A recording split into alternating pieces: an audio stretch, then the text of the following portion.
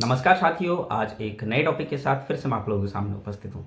साथियों, आज का जो मेरा टॉपिक है वो उत्तराखंड के अंदर उन नर्सिंग बेरोजगार साथियों के लिए बहुत ज़्यादा महत्वपूर्ण है जो इस उम्मीद में बैठे हैं कि रुद्रपुर मेडिकल कॉलेज और हरिद्वार मेडिकल कॉलेज और पिथौरागढ़ मेडिकल कॉलेज में लगभग 1000 पदों पर नर्सिंग अधिकारियों की भर्ती प्रक्रिया आखिर कब शुरू होगी, कब ये विज्ञप्ति जारी होगी, क्या इसका पैटर्न होगा और किस किस तरीके से जो है नियुक्ति मिलेगी। बहुत सारे लोगों को ये पूछना है। बहुत सारे लोग कह रहे हैं 2014 वालों को आएगा नहीं आएगा, 15 वालों को आएगा नहीं आएगा, 16 वालों को आएगा नहीं आएगा, 17 वालों को आएगा नहीं आएगा। मैं एक चीज़ आप लोगों से कहना चाहता हूँ, आप लोगों के आगे एक बहुत बड़ी समस्या खड़ी हो गई है और वो समस्या है 1775 नर्सिंग अधिकारी जिनको गायब बताया जा रहा है, जिनको कहा जा रहा है कि ये नर्सिंग अधिकारी इन्होंने अभी तक अपना रिन्यू नहीं कराया है, अपना जो रजिस्ट्रेशन है वो रिन्यू नहीं कराया है। अब थोड़ा सा हम देखते हैं कि चीज़ें कैसे उलझ रही है। तो जैसे मैं आपको बताऊं, 2015 वाले, 16 वाले, 17 वाले, 18 वाले जनरल कैटेगरी की बात कर रहा हूं। जीएनएम 2015 वाले मेरे से पूछ रहे थे कि सर हमारा नंबर आएगा नहीं आएगा, तो मैं आपको क्लियर कर देना चाहता हूं, आपका नंबर नहीं आएगा। इसमें बुरा मानने की बात नहीं है। ये बात मैं इसलिए कह रहा हूँ क्योंकि ये 1775 लोग जो आ चुके हैं, ये कहीं ना कहीं आपके लिए बहुत बड़ी प्रॉब्लम क्रिएट करने वाले हैं।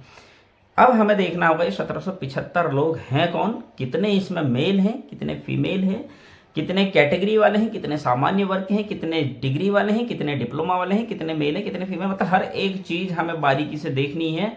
ये चीज़ मैं बताना चाहता हूँ। कुछ ऐसे हमारे साथी हैं जो इस क्षेत्र में थोड़ा एक्टिव हैं, चाहे विजय चौहान भाई हैं, चाहे अंकित भट्ट भाई हैं।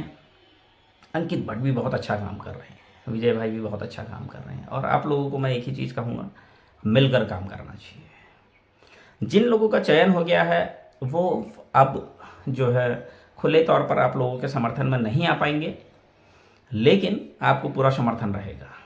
औरों का रहे ना रहे, मेरा रहेगा। मैं आप लोगों को एक ही बात कहना चाहूँगा, चाहे अंकित भाई हैं, अंकित भट्ट, चाहे विजय भाई हैं, विजय चौहान भाई, कि आरटीआई के माध्यम से आप इनका डाटा मांगिए। जो ये 1775 लोग हैं, इसमें कितने डिप्लोमा वाले हैं, कितने डिग्री वाले हैं, पहले तो इनका पूरा डाटा मांग लीजिए आप। इनका पूरा डाटा जब मांगेंगे तो आप उनका नाम, पिता का नाम, उनके कोर्स का नाम, उनका पासिंग ईयर, उनका स्थायी पता, उनका वर्तमान पता, उनकी कैटेगरी, ये चीज़ आप मांग लीजिए। और उन्होंने नर्सिंग की कहाँ से, ये भी जरूर मांगिएगा। इतने कॉलम आप बनाइएगा, ये चीज़ें मांग लीजिए। इससे आपको चीज़ें क्लियर हो जाएगी, किसके आगे कितनी बड़ी समस्या खड़ी होने वाली है। अगर ये उत्तराखंड के ही हैं तब तो सबके लिए ये बहुत बड़ी समस्या खड़ी हो चुकी है, बहुत बड़ी। सामान्य वर्ग के लिए तो खास तौर पर मैं बता रहा हूँ, सामान्य वर्ग को अभी भी थोड़ा सा चीज़ें क्लियर कर लेनी चाहिए। आप लोग समझ ही नहीं रहे हो चीज़ों को, आप लोग इतना पीछे हो रहे हो, फिर आप रोना भी रोते हो, हम पीछे हो गए, कैटेगरी वाले आगे हो गए। भैया अपने लिए खुद तो कुछ करो। अब आप ये सोचते हो कोई आएगा, कोई मसीहा आएगा वो करेगा, ऐसा नहीं होता है ना। खुद से ही काम करना पड़ेगा ना। खुद देखो आपके साथ क्या हो रहा है, थोड़ा अवेयर हो, थोड़ा सा अवेयर होना पड़ेगा भाई। स्वास्थ्य विभाग के 1564 पदों पर जब भर्ती प्रक्रिया शुरू हुई, 1998 से जो है सिलेक्शन प्रोसेस शुरू हुआ। 1998 से ही शुरू हुआ शायद, आई थिंक, जहाँ तक मुझे लगता है। और 2012 में जाकर रुक गया। मैं गर्ल्स की बात कर रहा हूँ। इसी तरीके से सब अपना अपना कैलकुलेशन करना। अब मैं सबके बारे में तो नहीं बता सकता, लेकिन एक के लिए मैं बता रहा हूँ, तो आप उस हिसाब से सब अपना अपना कैलकुलेशन करना।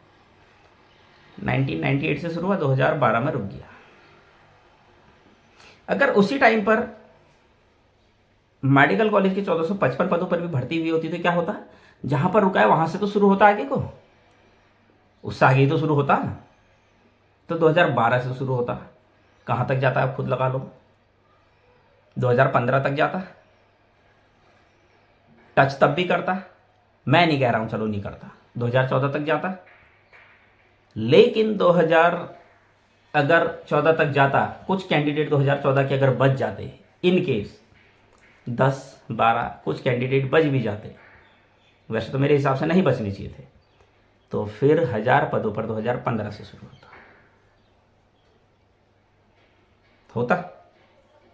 लेकिन चीज़ें क्या हुई, स्वास्थ्य विभाग के 1564 पदों पर भर्ती प्रक्रिया शुरू हुई। 1998 से सिलेक्शन प्रोसेस शुरू हुआ और 2012 में ख़त्म हो गया। फिर मेडिकल कॉलेज की 1455 पदों पर भर्ती प्रक्रिया शुरू हुई, प्रोसेस शुरू हुआ, सिलेक्शन फिर 1998 से शुरू हुआ और 2013 में ख़त्म हो गया। 13 में ही तो ख़त्म हुआ, 1 साल आगे बढ़ा। मतलब 1564 पदों पर इतने बैचों का हो गया। कितने बैचों का? 1998 से 2012 तक। और 1455 पदों पर कितने बैचों का हुआ? सिर्फ एक बैच, एक ही बैच तो हुआ। 12 से 13, कुछ 12 के कुछ 13 के, एक ही बैच मान लेते हैं इसको। और अब 1775 लोगों को लाने की तैयारी फिर से हो रही है। ये 1775 लोग हैं कौन? इनका डाटा कौन मांगेगा? इनका डाटा कहाँ से आएगा? ये डाटा आप मांगिए और हमें देखना पड़ेगा कि आखिर हैं कौन जो लापता हैं। क्या सही मायने में ये लापता है या फिर कुछ और, देखना तो पड़ेगा। तो आरटीआई के माध्यम से ही हमें ये जानकारी मिल सकती है और हमें ये जानकारी लेनी भी चाहिए। उम्मीद करता हूँ पहले आप ये जानकारी इकट्ठा करेंगे और उसके बाद आपको चीज़ें क्लियर हो जाएंगी। मैंने भी आरटीआई लगाई है, मैं भी आरटीआई के माध्यम से सूचना मांग रहा हूँ और मैं सभी से यही उम्मीद करता हूँ आप लोग भी थोड़ा सा अपना पेन, अपनी कॉपी, अपना समय थोड़ा सा खर्च कीजिए। हो सकता है मुझसे बेहतर जानकारी आपको दे दी जाए।